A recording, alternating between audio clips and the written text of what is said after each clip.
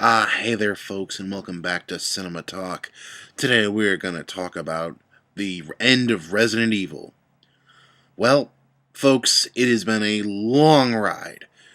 We've seen horror turn to action, horror turn to just action, turn back into horror, turn to the Matrix, and then redo the Matrix stuff again, and oh man, it's been quite a strange, interesting, hate-filled yet somewhat enjoyable experience to watch these Resident Evil films. I've had many a discussion with friends about this series, and we're really big fans of the game. If, the first couple of films, it was like, man, we hate this because of Alice. She doesn't exist in the games. Where's Chris and Jill? Where's Claire? Where are all the real Resident Evil characters? And, each film we began, especially around Resident Evil 3, we began saying, man, something's wrong with these. But then something strange happened. Resident Evil Afterlife happened, and it changed these movies from, kind of bad to kind of good. The best films, in my opinion, have always been the fourth one and the first one and the fourth one. First one's actually, you're gonna hate me for this, it's actually Resident Evil 1. Interpret it differently.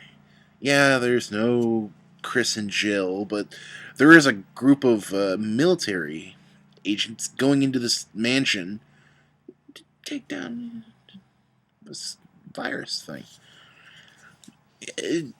But what we want to talk about right now is the end. The end of Resident Evil.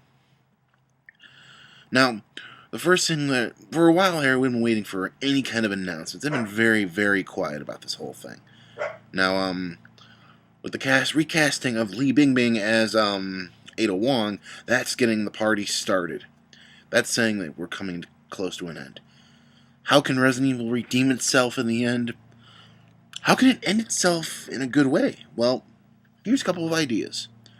1. Bring back the actual Resident Evil characters and get them together. Now, the biggest thing that bugged me about the fourth one was characters like Chris and Jill simply disappeared. I didn't like this. It bothered me because I thought they had finally, gotten a pretty decent representation of these two characters out, and then they just didn't show up in the fourth film. I mean, they're in that little flashback thing, but that's it. I liked them.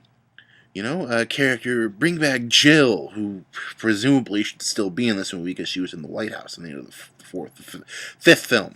Sorry, bringing into the fifth film. Keep Wesker. For God's sake, he's a pretty decent villain. He's the closest thing to an actual villain we've gotten in the series. Use the Umbrella cloning technology to bring us back Carlos. Because why not? We've already seen him back in the fifth film.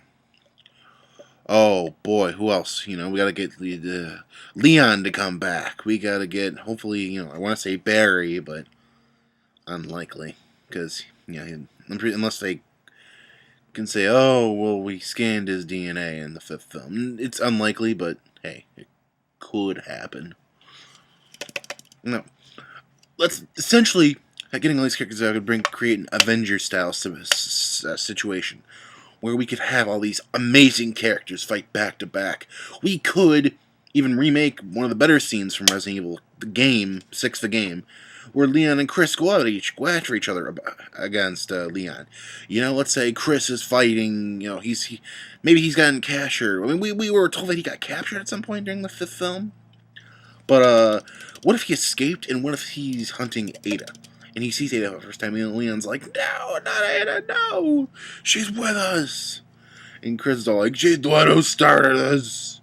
It could be pretty cool. Yeah. My God, don't overuse Alice's powers too much. Yeah, technically the fourth film got rid of her powers, but all those crazy flips and tricks and unnatural things she was able to do without her powers were tough. It's like, well, remember when she had powers and she couldn't kick this much ass? Well, now she doesn't, and she's kicking more. Strange. Well, don't overuse them, guys. Don't overuse them. What you might also want to do is have possibly an Alice on Alice fight. Since the Red Queen was, since the Umbrella Prime facility had a couple of Alice clones, and we've seen Alice clones in a different facility in the third film, it would make sense that maybe we could have an Alice on Alice fight, a Red Queen controlled regular Alice versus, or a Red Queen controlled Alice versus a regular Alice. That'd be kind of an entertaining little film. Don't change location. For the love of God, do not change the location too much in this film. One of the biggest problems this series has had is it just, from the second to the third film, the whole world changes. Somehow, oh my god, and this is one of the series' biggest problems, is characters just up and disappearing, which we already just talked about a minute ago. But from the second to the third film, we have, alright, second film, Alice and the group, including Carlos, drive off in the rain. Third film, Alice is somehow by herself in the middle of the desert, in the whole world's desert as well. Right? Well, fourth film, Alice is by herself and flying over goddamn glaciers. Huh? A glacier? But the whole world was desert. We saw it in the last movie. What happened? I don't know. Well, fifth film. We 2 minutes into the fifth film, the fucking ship gets destroyed. Now Alice is in another underground facility. Again. And that's another thing Resident Evil needs to do, is get the hell away from reusing shots in scenarios from the previous films. How many times have we seen the laser grid thing? First film, it was pretty damn cool. Second film, we don't care anymore. Third film, god damn it, we're literally reusing this shit from the first film. Fourth film, no lasers. But yeah, that's what I'm saying.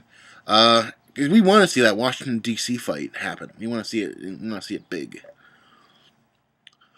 Right. And actually, the last thing we're going to say here about ending this series is actually end it.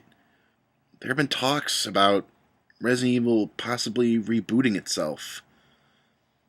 I think this would be bad at this point. I mean, we've gotten 5 films over the course of, oh my god, what, like 10 years? Something like that? I mean, shit, I think, was Clinton still in office during the first one? No, I don't even know. But, my god, it's been a long journey.